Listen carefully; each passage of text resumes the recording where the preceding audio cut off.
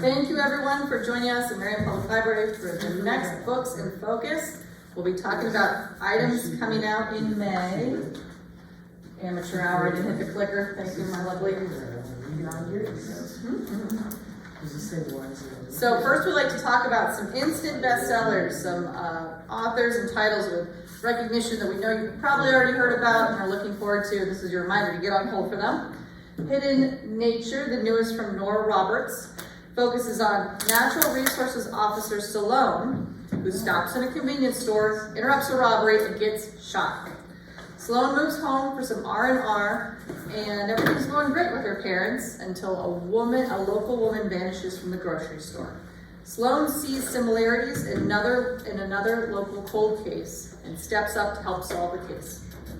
The River is Waiting focuses on main character Corby. Corby is struggling with his life.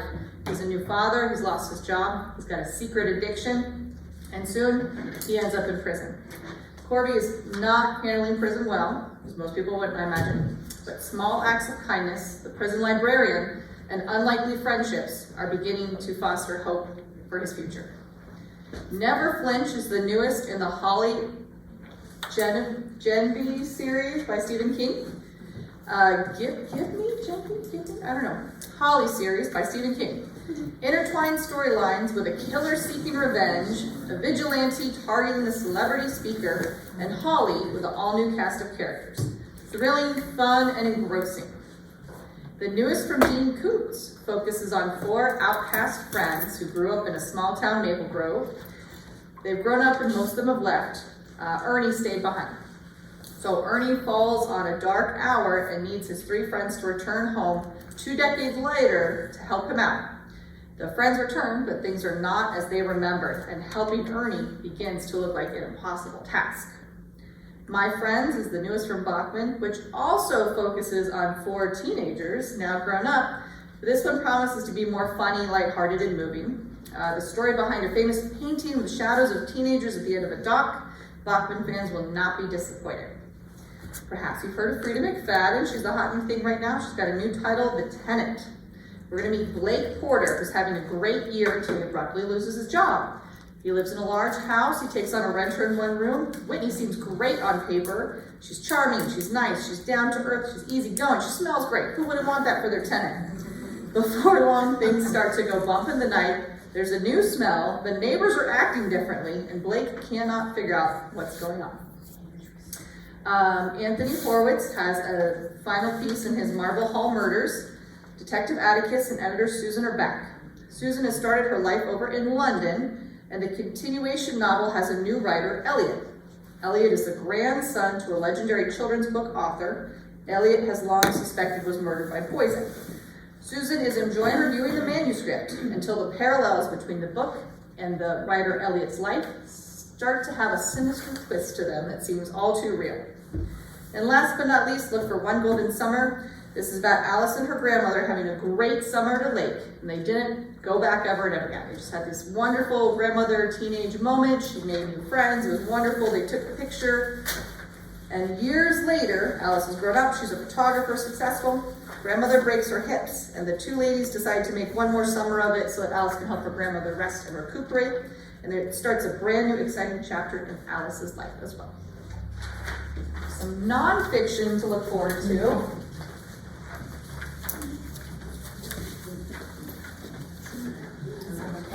Ron Chernow wrote about Mark Twain. I don't think I need to say anything else. If you're not acquainted with either one of those, this would probably be your book to pick up to help you know those. Pardon? How many pages? Probably 3,010. Yeah, take a year to read. We call it a break. We Can Do Hard Things by Glennon Doyle, Abby Wambach, and Amanda Doyle. This is born out of their podcast. And they operate on 2 premises. No matter what road we're walking down, someone else has traveled the same terrain. And number 2, the wisdom of our fellow travelers will light our way. And these are stories by various culture and literary figures. Ocean Vuong contributes. Sarah Bareilles, songwriter, Brandy Carlisle, songwriter, Jane Fonda, a whole list of people, and it will be little snippets to let us know how to help each other, guide each other along the way. Freedom Ship, The Uncharted History of Escaping Slavery by Sea, by Marcus Rediker. He is a leading scholar of maritime history, and he would like the world to know about the Underground Railroad, the pieces of that history that take place on America's waterways, and that is a under-reported piece of the slavery history. Is a River Alive by Robert McFarlane. He is he's a great nature writer, and he's written a best-selling book called Underland, which I have not read. But this one will transform how we imagine rivers and life itself, ultimately. It will open hearts, challenge perspective, and remind us that our fate flows with that of the rivers. Warhol's Muses. This is about the artist Andy Warhol. This is written by the author of Capote's Women. So, I see a theme. The group of women, of 10 women that Andy Warhol sort of kept in his life, he called them the superstars. They were a part of a group, a unique group at a very unique time in American history, affiliated with a very unique artist. They were, sex was casual, drugs were ubiquitous, parties were wild, and to Warhol, everyone was transient, temporary, and replaceable. So those are about his 10 muses. Taking Midway by Martin Dugard is naval warfare, secret codes, and the battle that turned the tide of World War II. This is another, the author, let me say first, Martin Dugard is the co-author of Bill Riley's Killing series, Killing Jesus, Killing Kennedy. He wrote a whole bunch of them. So he does have some best-selling writing in his background. There was a young naval officer whose name was Lieutenant Commander Joseph Roquefort, and he was based on his ability to break code and understand coded messages. He believed that the Japanese were going to, that there was going to be another major attack on U.S. forces that would make Pearl Harbor look like child's play. And the more traditional military leaders thought he was full of beans, and he had to work to predict the precise location and also the date. And he prevailed in the dramatic battle that involved strategy, luck, and heartbreak, and also changed the course of the war. Battle of Midway took place because he persevered. Whack Job. This one actually sounds fun. Rachel McCarthy James is the author. She's a true crime writer. And she begins by lumping the axe into a very fundamental tool for civilization, like the wheel, the boat, and the telephone. And as the axe has evolved over centuries, and we have evolved, we have figured out more creative, very high-end lethal ways to use that particular tool. So, History of the Axe Murder. #1 dad book. It was written by James Patterson. He says, I did the homework, so you don't have to do as much. He gives us a little list of how to be the very best dad ever. And, check that out on the 12th of May. In just 1 hour. In just 1 hour. So we are now getting into our fiction titles for May. The first one we have is The Missing Path by Ashley Flowers. It is a mystery. 2 women come together to solve their sisters' disappearances in this captivating mystery co-authored by author Alex Easter and the host of the #1 true crime podcast, Crime Junkie, Ashley Flowers. Nick Monroe, our main character, is in a rut and has been for the last 7 years since the day her older sister Casey vanished without a trace. One day, Nick is confronted by Jenna Connor, whose sister also went missing under similar circumstances to Casey 2 weeks earlier. And for the first time in a long time, Nick has hope again. What ensues is a gripping tale of two sisters trying to find justice for the halves they lost. It is full of twists. This is a fast-paced, dark, and heart-wrenching read that will turn your blood cold. Our first read-alike, and you're probably very familiar with it at this point because of me, Good Half Gone by Karen Fisher, was one of my top reads of last year that we discussed in Book Buzz. So 8 years ago, Iris witnessed the kidnapping of her twin sister Piper, and no one believes her. Flip to modern day, we do bounce back and forth between past and present and Good Half Gone. Iris is now determined as an adult to figure out what happened to her sister no matter the cost. Our next read-alike, Such a Bad Influence by Olivia Muenter. Hopefully I said that correctly. It is a razor-sharp debut, so it's a new author, about a social media child star that grows up in the spotlight, then disappears mid-live stream. Hazel is drifting, stuck living in a city she hates, but at least she managed to avoid growing up on the family YouTube channel, unlike her younger sister, Evie. It is character-driven and full of suspense and twists, and we will join Hazel as she tries to untangle her sister's secrets, bring Evie home in this fast-paced, thought-provoking read. So we got a lot of thriller and mystery going on with this one.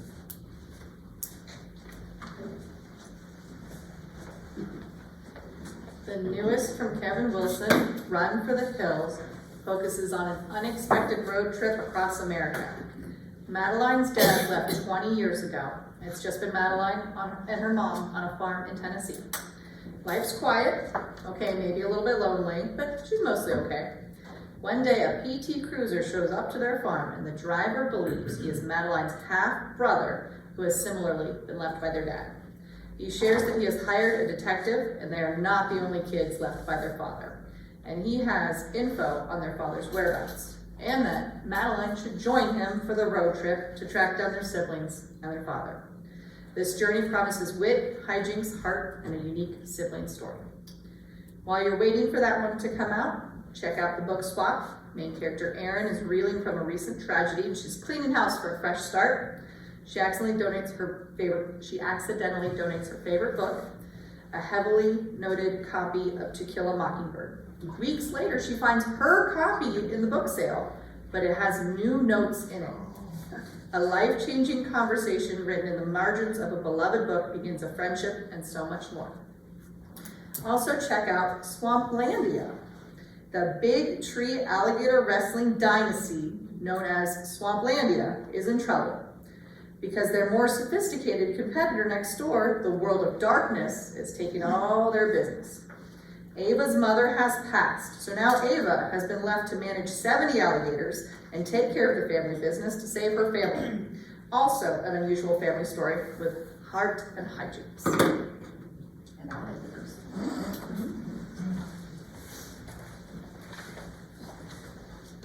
Okay, so we have The Ascent by Allison Bucola. It is our new suspense novel. 20 years ago, all the members of a reclusive cult outside of Philadelphia disappeared without a trace, with one exception. A 12-year-old girl left wandering alone looking for her lost family. It is now present day, and Lee Burton is doing her best to put the past behind her and focus on her perfect husband and newborn baby girl, Lucy. But Lee lives in fear that something is going to happen to Lucy. She can't sleep, can't work, and is terrified to let Lucy out of her sight. When a stranger shows up offering Lee the answers to her past, she must decide who to trust and if it's worth shattering her newfound life. It is a nerve-rattling thriller about motherhood, identity, and family secrets, with a fast pace that will appeal to thriller and mystery readers and those interested in cults, both real or imagined.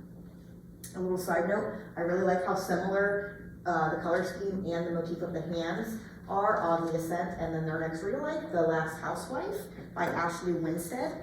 It is also a dark thriller about a powerful cult, the women destroyed by it, and a woman determined to burn it all down. After escaping the arms of a charismatic cult in college, Shay decides to build a new life in Texas.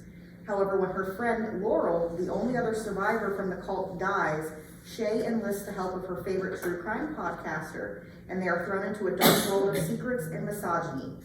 Sex cult meets true crime meets podcasting in this pitch black thriller inspired by the NXIVM sex cult that began in 1998. Google that if you're interested. The next read, like again, more cults. The Poison Garden by Alex Marwood. A psychological thriller full of insidious secrets surrounding a mysterious cult that will leave readers feeling haunted. When nearly all the members of the Ark, an apocalypse cult, are found dead by poisoning, the few surviving members flee their isolated community in North Wales. Rami, newly pregnant and on her own, must figure out how to survive in the real world, all while coping with the horrors of her past, in this thought-provoking read that shows just how hard it can be to leave a cult behind. Oh, I know the next one too, bonus. Okay, Food Person, which would have been a great read for our book buzz. Sadly, it's not out yet. So Food Person by Adam Roberts. I love the cover, love the comb and the spaghetti, even though it makes me uncomfortable. I don't know why, it's just weird. Julie and Julia meets The Devil Wears Prada in this comedy of manners about cooking, ambition, and friendship in this mouth-watering, hilarious literary novel for foodies and lovers of comedy. Isabella Pasternak is a foodie, but what she is not employed. When a souffle live stream demonstration goes terribly wrong, Isabella lands an opportunity to ghostwrite a cookbook for the once beloved television cook, now Molly Babcock. But what ensues is a chaotic friendship filled with late night texts, goofy confessions, and so much more as Isabella begins to see the charm under Molly's harsh exterior. Overflowing with detailed food descriptions and full of both comedy and drama, this one will leave your belly hurting from both laughter and hunger. Our first read alike is Fried Green Tomatoes at the Whistle Stop Cafe by Candy Flat. Say that 5 times fast. It is a fresh and lighthearted, fun read that will make you laugh and cry at the same time as you read about a small town cafe located in Alabama. One woman, Mrs. Threadgood, tells the story of her life and the two women, Iggy and Ruth, who ran the Whistle Stop Cafe before her. It is a story of good coffee and southern barbecue filled with love, friendship, and adversity, told in 2 timelines bouncing between the 1920s and the 1980s. That's been around a long time now. It has been. Thought it was a good fit just because it gives you that friendship and that wholesomeness. The next one is Camp Frida by Kim Day. This is brand new, so it's on the new shelf. A quick-to-digest story about food, friendship, and books that transports readers to the lives of 2 young women in 1990 Seattle and Paris. When Frida Rodriguez, newly arrived in Paris, writes to a bookshop in Seattle, she receives not just books, but friendship from bookseller Kate Fair. Over the tumultuous years of their young lives, Kate and Frida find comfort in each other and embrace joy as they nourish each other from across the world in this epistolary novel full of heart. And if you're not familiar with that, epistolary is just in the form of letters. So they write correspondence back and forth to each other. Now I'm hungry for something. It will have to wait. Okay. Austin at Sea will be coming out on the 6th of May. It's a piece of women's fiction that is set post-Civil War. Story of the Stevenson sisters, Charlotte and Henrietta. They are on a sea voyage from Boston to England, and also on the ship with them are Nicholas and Hazlitt Nelson. And all of them find out they're going to England to meet Sir Francis Austen, Jane Austen's only surviving brother. He's in his 90s at this point. And this trip will transform each one of them in ways unforeseen, but led by the spirit of love for literature and for Jane Austen herself. Rita likes Jane Austen's Sense and Sensibility. I share that with you because it is her first published novel, and it also was about sisters and their different perspectives on life. And also, the same author, Natalie Jenner, gave us the Jane Austen Society, a couple of years ago. So she's written that one as well. Next is Alison Weir, The Cardinal. Alison Weir is one of the leading historical fiction writers who writes about the Tudors in historical fiction. This one is about Thomas Wolsey, and his relationship from his beginnings as a commoner through his relationship with Henry VIII, and then his rise to power. He became a very controlling figure, especially in the matters of church and state in England during the beginning of Henry VIII's reign. But as we all know, Henry VIII could not just be a happy king. So Wolsey was in the impossible situation of being the spiritual spinal cord of England, the dear friend of the king, someone who loved the Queen Catherine, and Henry says, I must divorce her so I can marry Anne Boleyn. And Thomas Wolsey, just FYI, referred to Anne Boleyn as the Night Crow, which I don't think he meant as a compliment. So he was put in the middle of Henry's breakdown, and the ire of the Queen grew as his relationship with Henry crumbled. And of course, the Queen, which we wrote about as the true Queen, is Catherine of Aragon, which is who Henry wanted to divorce. Catherine was originally married to his brother Arthur, and when Arthur died, Henry took over. And then he met Anne Boleyn and everything went to pot. So, once all that crumbling happens, enter Thomas Cromwell, who takes sort of the place of Wolsey, and therefore another read-alike would be Wolf Hall by Hilary Mantel, because that is the story of Cromwell. The Busybody Book Club. This is a mystery book that takes place in a small Cornish seaside village. Current times, it's going to be released at the end of May, so the 27th will be a little later in the month. There is a community center book club that was started in this idyllic little seaside village that has become a disaster. Nobody agrees on anything. They can't agree on what to read. They collect money every meeting. The money comes up missing. And one of their members disappears. And after he disappears, there's a body found in his house. But not his? Not his. Nope. A dead body. I don't think it's his. Doesn't say it's his, just says a dead body.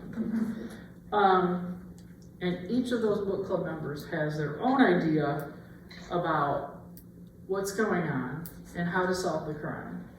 And of course, each of them also has their own secrets. And they crack the case and get everyone safe at home with a book they agree on. That's the question. The author is Freya Sampson. Her previous work, most recent one was Nosy Neighbors, and that is this is she calls it a ragtag group, and it is 77-year-old Dorothy, 25-year-old cat, and a Jack Russell Terrier, and they combine to restore peace to their community, which sounds pretty darn entertaining. And also Ellery Adams' The Little Lost Library, a secret book and stone society novel. This is the 7th. This has been a very popular series for her. Similar cozy mystery vibe.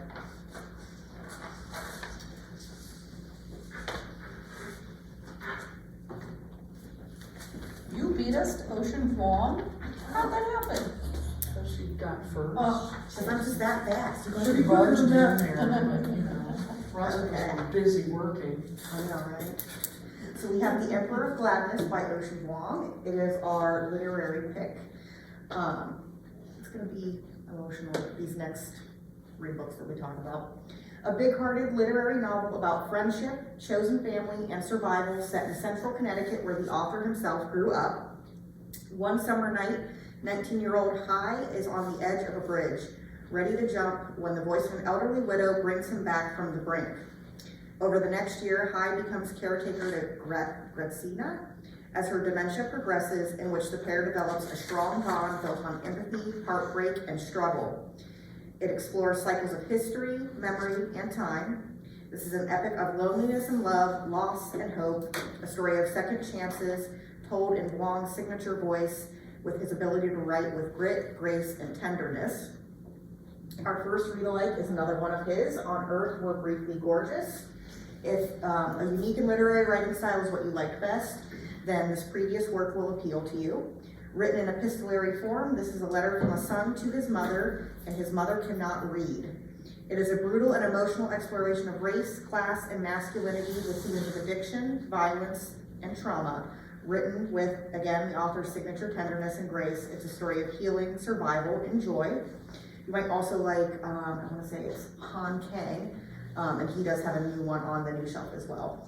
The next read-alike in content, but definitely not in size. A Little Life by Hanya Yanagara is like this big. It's like 700 pages. So it's a little life, but it's a big book. If the themes from Emperor of Gladness appeal to you, then this large story, full of characters connected by friendship and ambition, is for you. When 4 vastly different classmates from a small Massachusetts college decide to move to New York together, their lives are forever changed by darkness, addiction, and pride. The glue to the group, brilliant and enigmatic Jude, is falling apart, struggling to face the traumas of his past, overflowing with hard topics like suicide, death, abuse, addiction, and more. This is not an easy story, but it is a great one.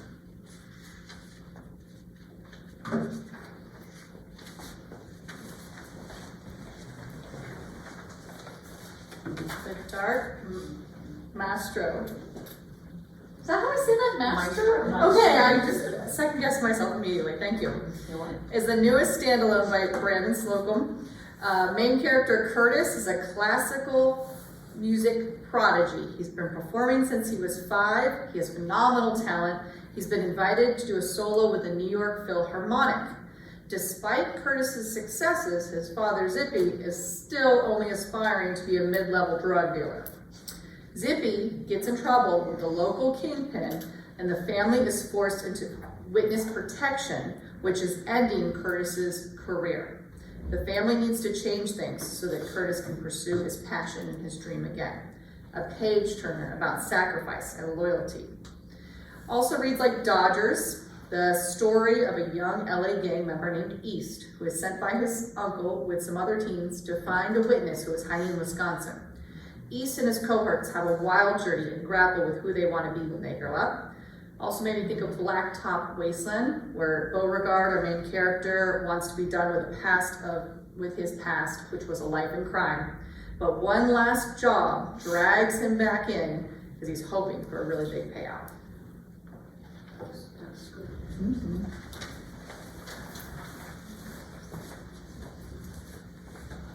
Okay. The Language of the Birds by K.A. Merson. It is a coming-of-age novel where an eccentric teenager must solve a series of puzzles left behind by her dead father in order to find her missing mother. It's going to be full of a lot of suspense. 17-year-old Arizona isn't considered a normal teenager. More comfortable with books and puzzles than she is people, this little recluse is forced out of her comfort zone when her mother is kidnapped on a family camping trip.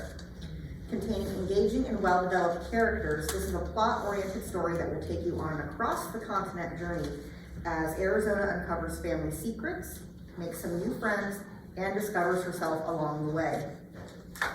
As I was reading reviews for it, it seemed like to me that it was for fans of people that like scavenger hunts, puzzles. It did give me National Treasure Uni vibes, and the Da Vinci Code. So if you like puzzles and codes, things along those lines, I think this will really appeal. The first read-alike is Tuesday Mooney Talks to Ghosts by Kate Racula. Tuesday Mooney is a loner and prefers to spend her time alone watching old DVDs. However, when Boston's most eccentric billionaire dies and leaves behind an epic treasure hunt, Tuesday's life gets way more adventurous. A puzzle lover at heart, Tuesday hunts for clues and is joined by a ragtag crew of comrades as they face puzzles, their pasts, and discover the dreams of their futures. Bottle up a scavenger hunt, add a dash of the early 2000s movie Rat Race. I don't know if anyone's seen it, but it's hilarious. And out comes a fast-paced, fun, and adventure-filled novel that will keep readers guessing. And if you haven't seen Rat Race, a millionaire decides to put like a secret treasure somewhere and all these people fight over each other to find it. It's full of comedy. The next read-alike, if you like more of the mystery aspect and the whole like murder mystery, you'll want Magpie Murders by Anthony Horowitz. We went over the addition to this series in the intro fiction. Join editor Susan Weiland as she takes to editing best-selling crime writer Alan Conway's fictional Atticus Pund detective series. When she receives the latest Pund manuscript, however, she realizes there's another story hidden within the manuscript's pages, one that will eventually lead to murder. A fun and suspenseful whodunit for fans of Agatha Christie, Dorothy Sayers, and the classic crime novel.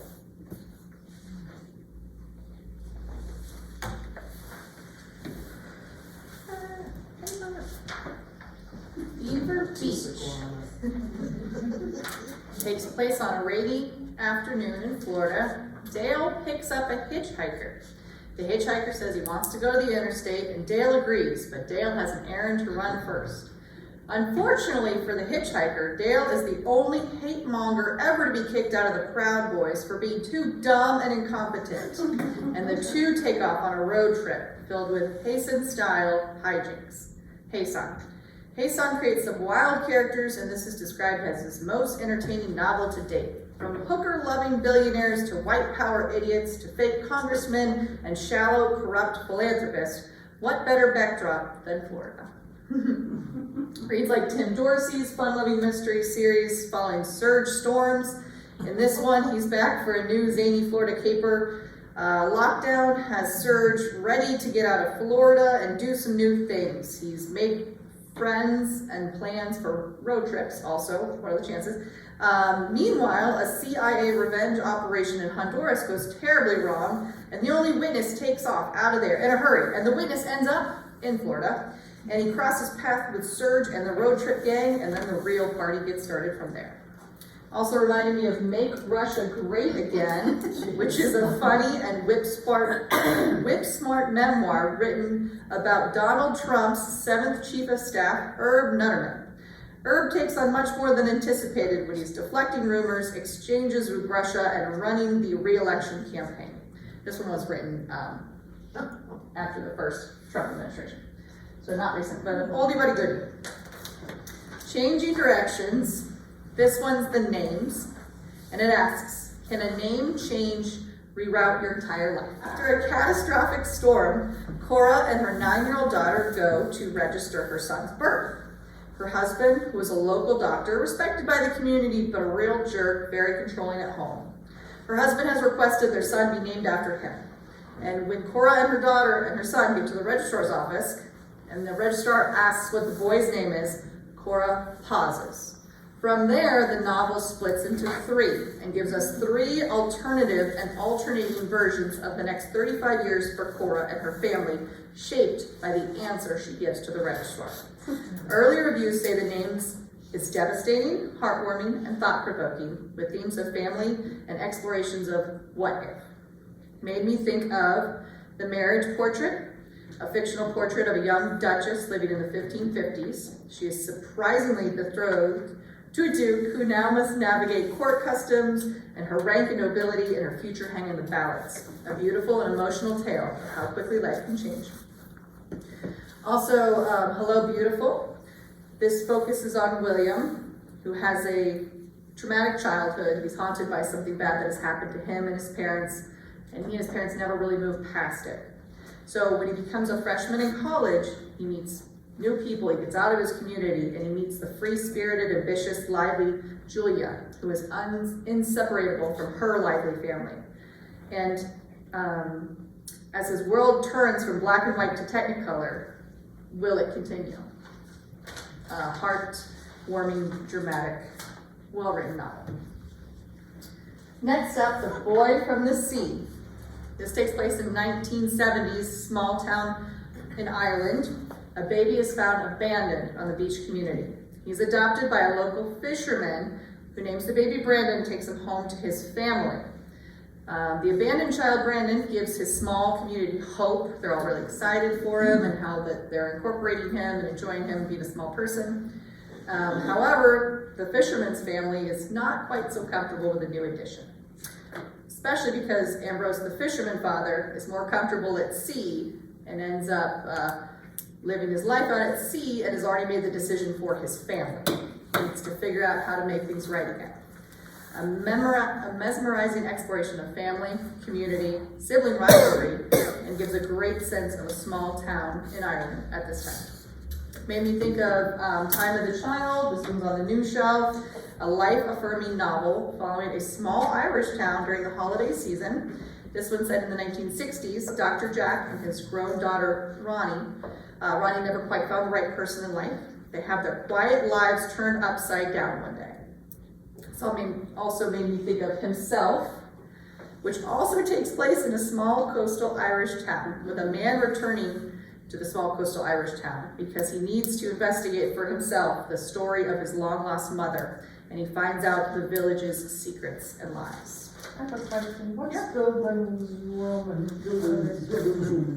It is a novel that is a coming-of-age story. So you're going to follow someone's journey, probably from childhood, maybe teenage years, to being a grown-up. Ooh, that's a ship. I know, this is my favorite one. I was really excited to snatch this one up. So we have The Butcher's Daughter by David Demchuk and Corinne Leigh Clark. So it is a co-authored read. And the little title, if you can't see it, is The Hitherto Untold Story of Mrs. Lovett. So this is obviously horror, in case you couldn't tell. A combination of gothic horror and historical fiction that focuses on the other side of the Sweeney Todd story, the untold story of Mrs. Lovett, his partner in crime. Well-researched and based on the original Victorian Penny Dreadful that started it all, and written in a mixed media format containing letters between characters along with news article clippings. This is an atmospheric read that will transport readers to 1887 London. An irresistible literary thriller that follows correspondence between journalist Miss Emily Gibson and who she believes may be the infamous wicked woman, Mrs. Lovett, who helped bake men into pies. This is a dark and sinister novel with difficult themes of body horror, abuse, gore and violence, cannibalism, and so much more in this bloody retelling, perfect for fans of the original work or the musical from 2007. So yeah, these ones aren't going to be for the faint of heart, but if you like blood, this will be you. I'm looking at you. The first read-alike I have is The Lamb by Lucy Rose. It does contain similar dark themes to The Butcher's Daughter, such as cannibalism, body horror, and violence. Margot and Mama live by the forest, spend quiet days in their cottage, and wait for strangers, aka strays, to knock on their door. But Mama has a hunger that only blood can satisfy, so after whining and dining the strays, she picks apart their bodies and cooks them up with some vegetable oil. Cooks them up nice. When a beautiful stray turns up, Margot must decide if she'll continue to follow in Mama's footsteps or blaze her own trail and untangle her own wants in this beautifully written folk horror dripping with desire and blood. Described as a gruesome yet illuminating coming-of-age story that will keep readers awake at night. Then the next read-alike we have for it, Victorian Psycho by Virginia Facio. I love the cover, I think this is super cool. If the atmospheric setting, of London being in England is what appealed to you from The Butcher's Daughter, then this second novel by the author about a bloodthirsty governess with violent compulsions is for you. When Winifred, Fred, Naughty arrives at Enzer House, she is determined to play the perfect governess and only joke about eating the children. The long days spent in the gaze of wandering eyes and family drama abounding Can Winifred find the patience she needs to not act on her dark thoughts? Dark, deranged, and dripping with humor and sarcasm, this one will fill readers with dread as they devour this quick and chilling, one-sitting read. It's only about 200 pages, so it should be relatively quick. It's because she's eating children. You gotta get that horror in quick bites while the daylight's still out. That's why you watch horror movies during the day.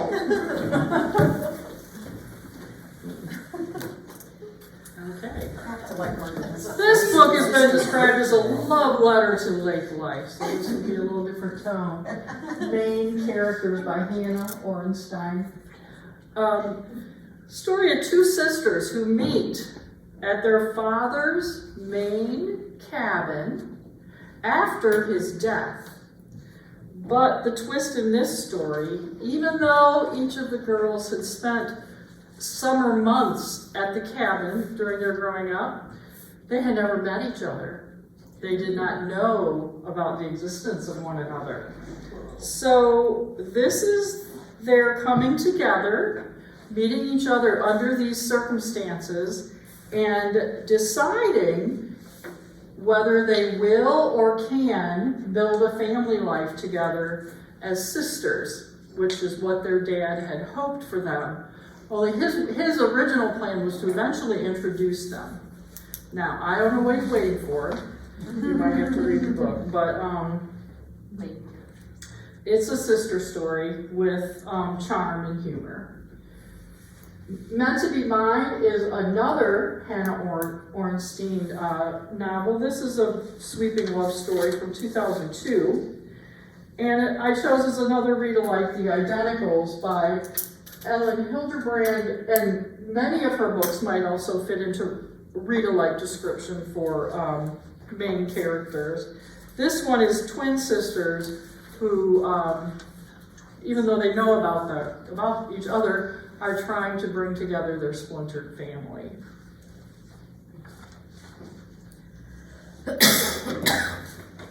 Parent Trap vibes with that one. Yes. I swear, I'm done with the horror. No more blood. Awake in the Floating City. It's again another literary by Susanna Kwan. In a future San Francisco, years of rain have flooded the city, and nearly everyone has fled.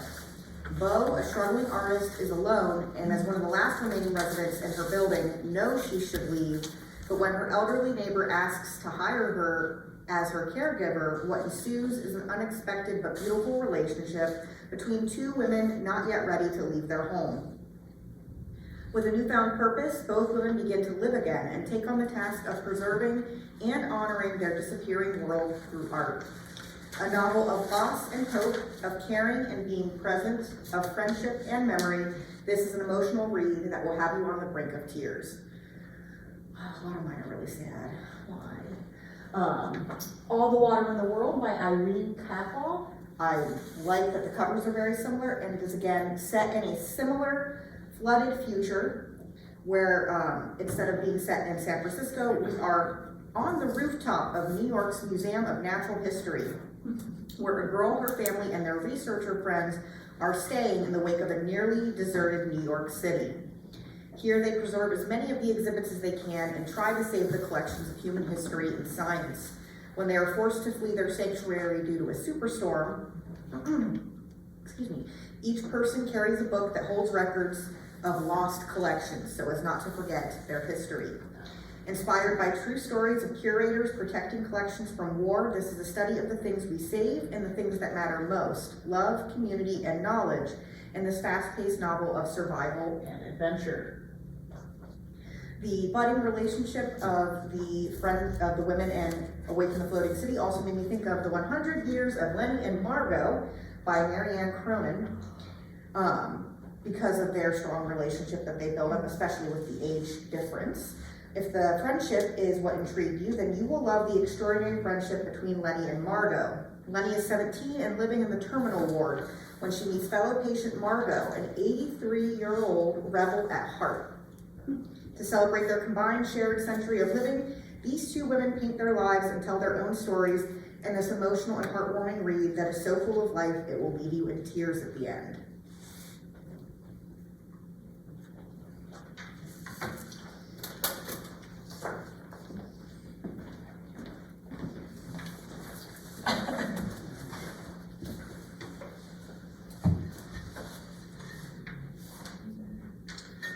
Blackbirds of St. Giles, coming out at the end of May, by Lila Kane, is a bit of historical fiction taking place in London in 1782. Daniel and Pearl are brother and sister who have escaped slavery from a Jamaican sugar plantation. They go to London in hopes of making their way in the world, but they are tricked by the cruel Elias into a life in the rookeries of St. Giles, a warren of dark and menacing alleyways filled with violence and poverty. But the Blackbirds are a brotherhood of black men in London whose intention and their driving force is to set people free. So that's going to give us the drama in this story, and it ends up being a wonderful tale of a brother and sister who eventually do find their feet in an unfriendly setting.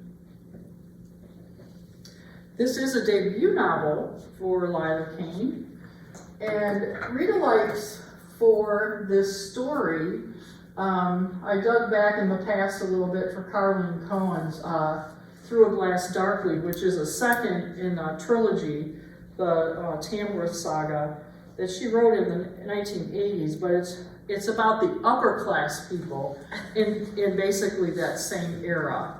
Those late 1700s. So while the people are struggling in these horrible rookeries in one neighborhood, there's a whole other way of life happening just on the other side of the street. So might be a good contrast. And I also chose Pandora by Susan Stokes Chapman. This is a newer book from 2021.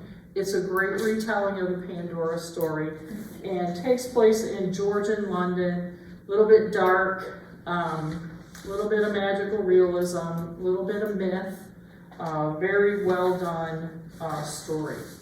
I enjoyed that one very much.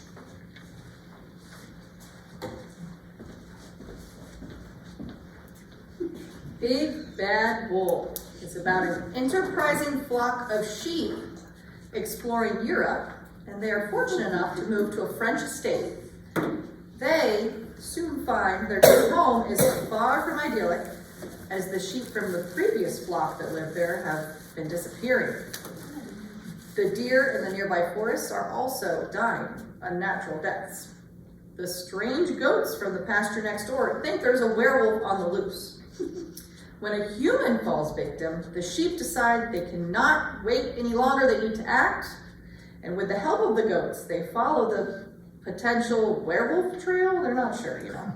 A clever mystery with the ultimate amateur sleuths pondering human motives and eating tarot cards to change their future.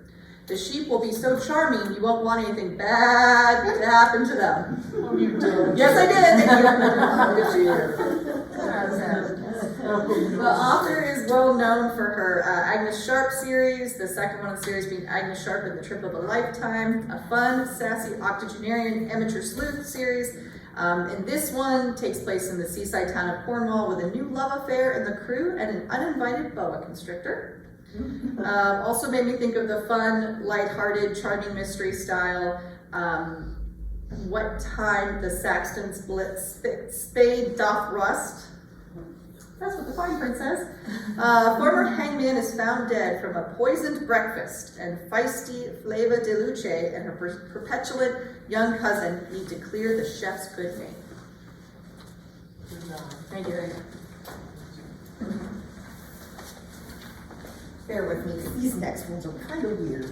Just gonna be real. Which she did not say in front of the Sweeney Todd one, but whatever. Burger, cannibalism, pies, I'm good. Christopher Moore, he's weird. Anima Rising by Christopher Moore. It is a mix of fantasy and historical fiction. If you're not familiar with him, he is something else. So he has like a Shakespeare series where he'll dig into like that era and time period, kind of reimagine it. Or he has Lamb, where he reimagines the life of Jesus as imagined through his best friend. So he just writes very strange things, so bear with me. A weird mix of historical fiction, fantasy, and Moore's signature humor comes a new novel featuring a mad scientist, a famous painter, and an undead woman, set in the same world as his previous novel, Sacre Bleu, which is also set in a similar art and art history with famous artisans in it. The year is 1911 in Vienna, and famous painter Gustav Klimt has just stumbled across a naked woman in the Danube Canal. Taking her in, Gustav names the mysterious and memoryless woman Judith. With the help from philosophers Freud and Jung, Judith discovers she was at one point stranded in the Arctic 100 years ago with a man named Victor Frankenstein, who also helped her visit the underworld.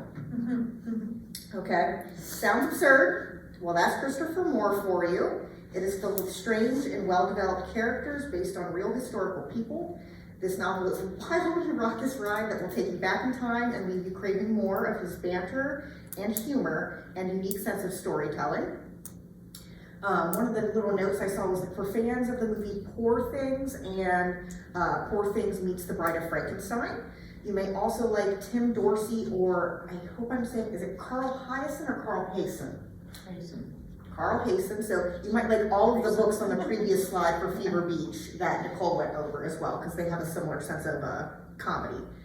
The Air Affair by Jasper Ford. If you like the humor and absurdity, then you're gonna love him. He mixes history, mystery, sci-fi, and time travel. It's wild. It's 1985 in Great Britain, where time travel is routine, cloning happens every day, and literature is the holy grail. Literature is alive, and when Archeron Hades decides to steal a manuscript, changing literary history and target the beloved Jane Eyre, stealing her from the pages of Bronte's novel, Thursday Next, a special ops literary detective joins the case to rescue Jane. Full of suspense and absolutely outlandish, this is a fun and immersive read set in a unique universe. Clearly. If you like more of the art aspect and the relationship of like an artist with someone else, then I suggest Nothing Special by Nicole Flattery. It is a bit more modern day, held in the 1966 era, and it is about Andy Warhol. So it's New York City in 1966, and 17-year-old May is at a standstill when she's offered an opportunity to change her reality, working as a typist for the artist Andy Warhol. Working alongside several other girls, May meets Shelley, and they embark on a journey of friendship, womanhood, and sexuality, all while getting sucked into the alluring art world and obsessing over the tapes she's transcribing for Warhol. Full of humor, this is a coming-of-age novel that interrogates friendship, independence, art, and identity from the voice of a lonely young girl with a bright sense of humor and a rebellious spirit. It also made me think of, was it Warhol's Muses?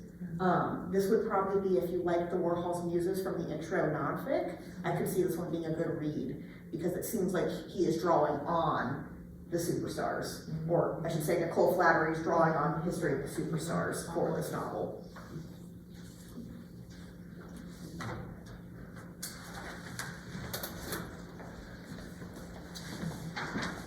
Smoke and Embers by John Lawton. It's the number 9th in the Inspector Troy spy thriller. Do we have any John Lawton fans in the room? This particular novel is a novel of swapped identities after World War II, with a twisting plot line, has racketeers, illicit affairs, political intrigue, and shady characters. An exciting new addition to Lawton's masterful Cold War thrillers. His last one, Inspector Troy, was Friends and Traitors, part murder mystery, part spy tale, and other read-alikes. I drove Miranda crazy, but because I chose this slide, which is all the titles on it. But Jean Le Carré, Tom Clancy, Ian Fleming, Laura Prescott, any of those authors, any of these books are going to be your Cold War spy thriller fun read. Most of them are kind of big. A lot of times they're thick, wordy books, but they read quickly because the thriller aspect just keeps you keeps you turning. And you don't have to necessarily be devoted to a single character. Sometimes that's just what you want to read. And Disha Bose gives us I Will Blossom Anyway, the beginning of March. This is a work of women's fiction. It takes place in Ireland primarily. Durga is our protagonist, and she is a child who was raised in Calcutta, and she leaves Calcutta for a job in the tech industry in Ireland. And this is a great leap for her, and it gives her an almost unimagined level of freedom. And she wants to sample everything. She wants to have it all. And she's willing to work very hard to get the things that she wants. And it's a thought-provoking story about a young woman of today, a millennial, who's caught between the two opposing worlds. She loves this new exciting world that she finds on her own, but she also loves and is very attached to her family in India. So she feels an obligation to that, tugs at her heart a bit. And Dirty Laundry is a previous work by Disha Bose. It's a Perfect Wife, Perfect Life. Well, we know how that goes. And then Yasi wrote Transcendent Kingdom in, I didn't write it down, I think it's probably 2022 or so. It also is very much the story of straddling cultures in today's modern world.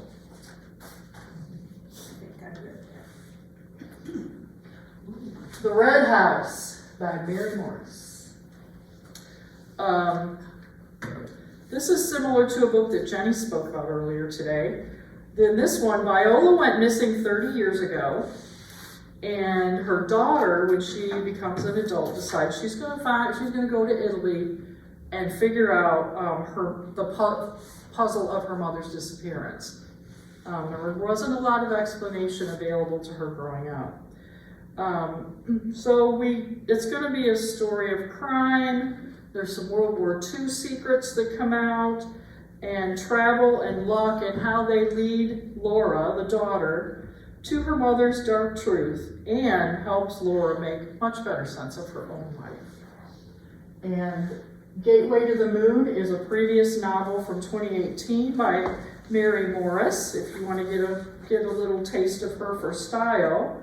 This is how the past echoes in the lives of the living, and a portrait of a family on its journey through time.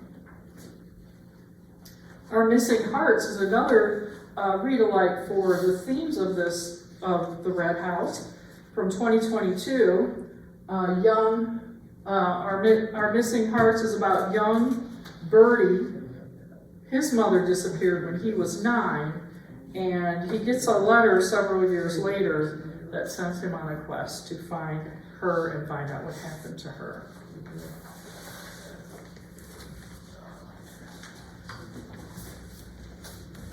So this new title from Amanda Flowers is actually a sequel to this one. And I point that out because this is a very different cover. So if you recognize this one, this is a sequel. I'm going to talk about this one first just to give us some familiarness. That's not right. So the first in the series, To Slip the Bonds of Earth, is about a woman whose famous older siblings, Wilbur and Orville, have a passion for flight, but she's at home in Dayton, Ohio, running the bicycle shop. The family's not yet patented the flying plans, and they are stolen. And so the sister needs to help figure out the mystery. That's To Slip the Bonds of the Earth. So the sequel is also that fictional story of the family of flight. This one takes place in summer of 1904. Catherine and her best friend from Oberlin have attended the St. Louis Exposition in Missouri. The two are really excited to travel and reunite, but they are warned that the fair is not as nice and glamorous as it seems. The women are having a lovely time, but then they run into someone who's been attacked, and they hear her strained pleas, and she's whispering, and she's hurt. And Catherine and her friend are unable to forget what the woman has said and what happened, and they refuse to be brushed aside by the local authorities, and they take it on themselves to help investigate. This story also made me think of the Flower Sisters, the sequel, the newest one, made me think of the Flower Sisters, Yes.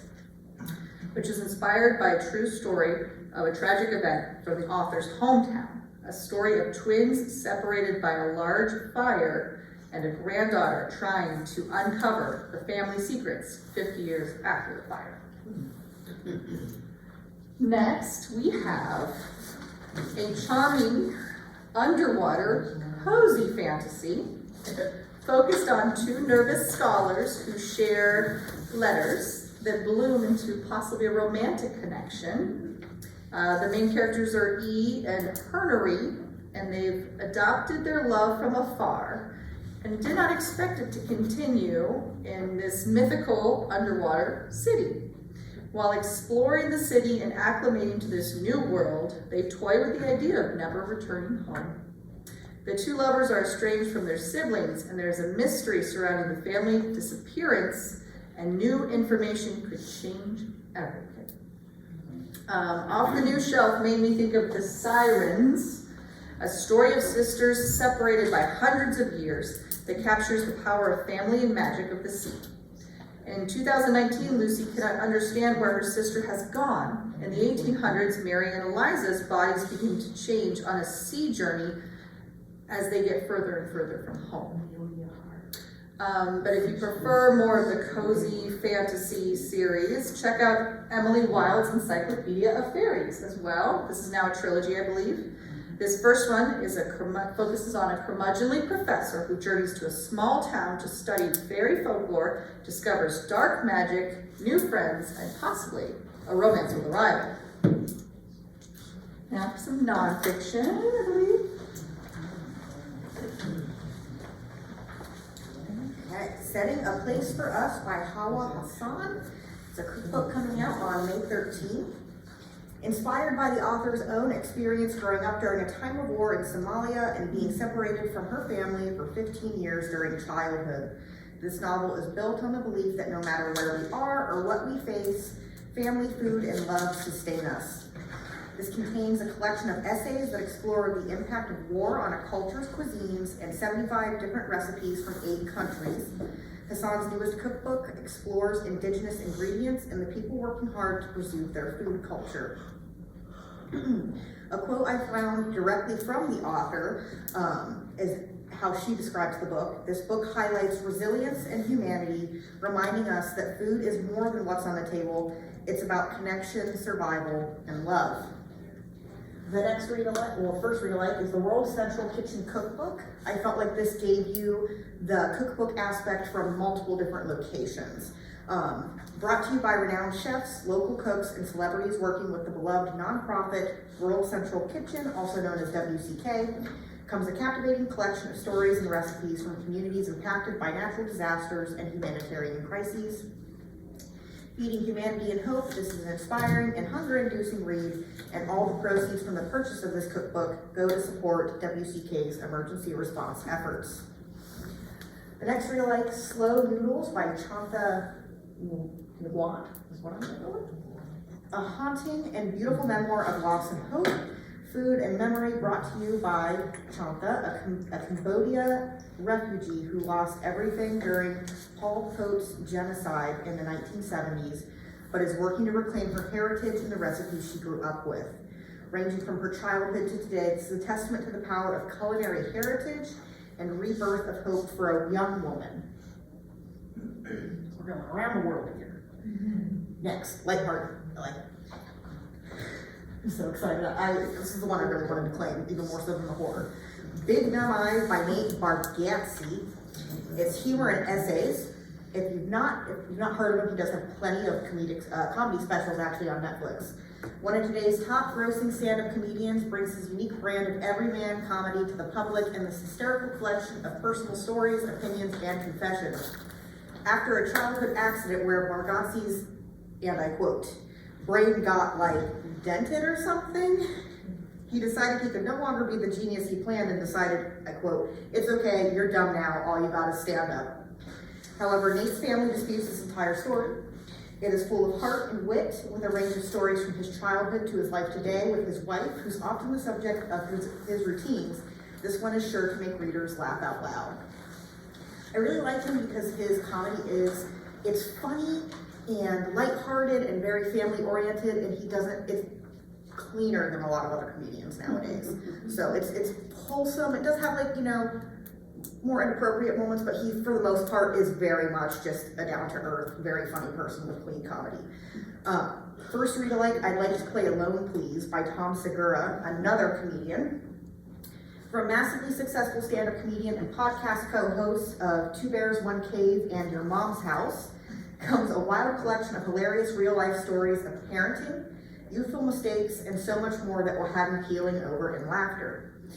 Full of his curmudgeonly humor and the ridiculous situations that shaped him, this essay collection will entertain and amuse readers, especially those with children at home that can understand the need to be alone for just a little while, please. And so the title from this book actually came from his youngest son. That was his first full sentence he said to his dad. I'd like to be alone now, please. And I will say he has a bit more of like a crude, dark sense of humor. So just to be prepared for that, he does use a bit more language than Nate does. The next read-alike, Lucky Loser by Michael Costa, that is on the new shelf upstairs right now. From misadventures in tennis to hosting The Daily Show to being a stand-up comic, Costa's life is a wild ride that has taken him all around the world. Wildly funny with a warm and witty tone, this is a heart-filled memoir of making your own luck and your dreams come true in this laugh-out-loud, unexpected life journey from the tennis court to the stage. I just love his big eyes. Former FDA Commissioner Dr. David A. Kessler reports on the current state of weight in America, the shame, the bias from the medical community, the mental toll, and physical threats of people struggling with their weight loss. More American adults are struggling with high blood pressure, heart disease, and diabetes. So where do we go from here? Dr. Kessler suggests that our study of the GLP-1 weight loss drugs have provided breakthrough understanding of weight loss and how to make changes possible.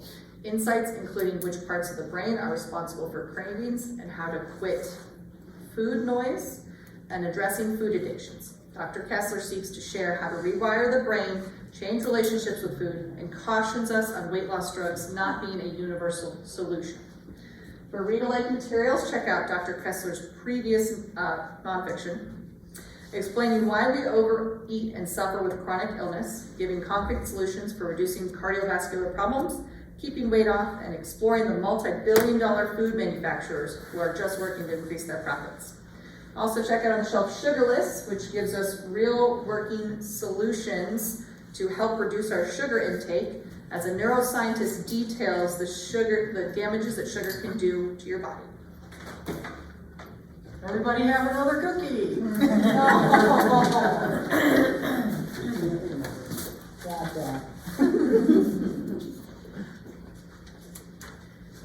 I had issues when I had to teach nutrition. I really had to learn to change what I was eating. I just couldn't talk to a room full of people after I had Marie Callen and pot pie and a donut. Anyway, David Attenborough and Colin Butfield have gotten together to give us Ocean, Earth's Last Wilderness, uncovering the mystery and the wonder and the frailty of the most underexplored habitat on our planet.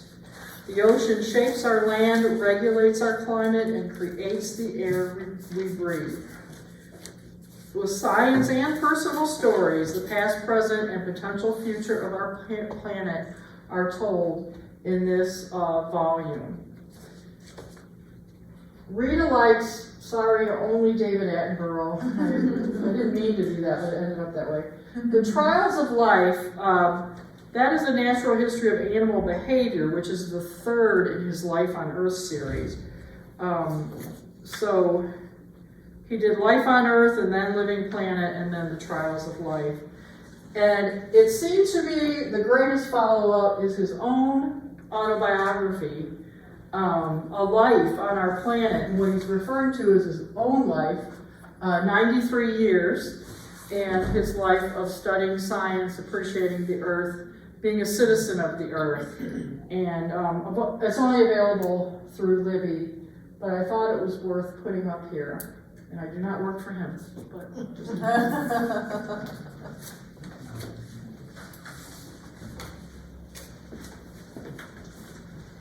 How Things Are Made is a journey through the world of manufacturing and its sizable influence on our lives. You right now are in direct contact with multiple manufactured products, including furniture, technology, and clothing. Usually these processes are forgotten and invisible. And if you want to learn more about where these things come from, how they are made and transported, check out this new nonfiction. The author will examine mega factories and small jobs to reveal their inner workings that run 24 hours a day, every day of the year, to deliver the things we want and need. We'll also examine the impact on our natural world and how to make better choices for ourselves, our community, and our planet. Made me think of Made in Ohio, a 2023 title examining commerce, transportation, and invention and manufacturing of Ohio, looking at both historic brands and contemporary brands. Also, The Custodians of Wonder, which focuses on ancient customs. 2024 title, looking at 10 key people maintaining some of the world's oldest and rarest cultural traditions. Oh, look at that read-alike. That looks familiar. Must be I really good. swear it's gonna apply. We did not collude. for it. Proto, How One Ancient Language Went Global by Laura Spinney. Laura Spinney is she is a linguist, and she's looking at how the Indo-European languages, which are now spoken by nearly half of humanity, how did that happen when you think of all the different variations that can take place? She follows the ancient people who spread these languages far and wide and meets with other scientists, linguists, archaeologists, and geneticists to reconstruct the ancient diaspora. This is a portrait of world history through its own words. This fascinates me to no end. I love anything linguistic. It's usually going to be up my alley. This sounds very, very interesting. I also chose The Power of Language by Erika Marion, and that dissects how language works in our minds and how to harness its power. A little more psycholinguistics. And then I also chose Custodians of Wonder as a read-alike, because much as what Laura Spinney does in Proto, Elliot Stein also set out to do with customs and mores and traveling the globe, where people are preserving some of our most extraordinary cultural rights, which becomes very important as we're changing so rapidly. All right, friends, that wraps up our edition for May. Join us for all of the things. Whatever you want to come to, you're welcome to join. But the next books in focus will be on the 13th of May. And that's right after we're going to be talking about local recycling services for seniors and their families. Also, I'll point out we do have a spring spread day coming up. That's on May 3rd, Saturday. And of course, the last weekend in April is our book sale. Thank you for joining us.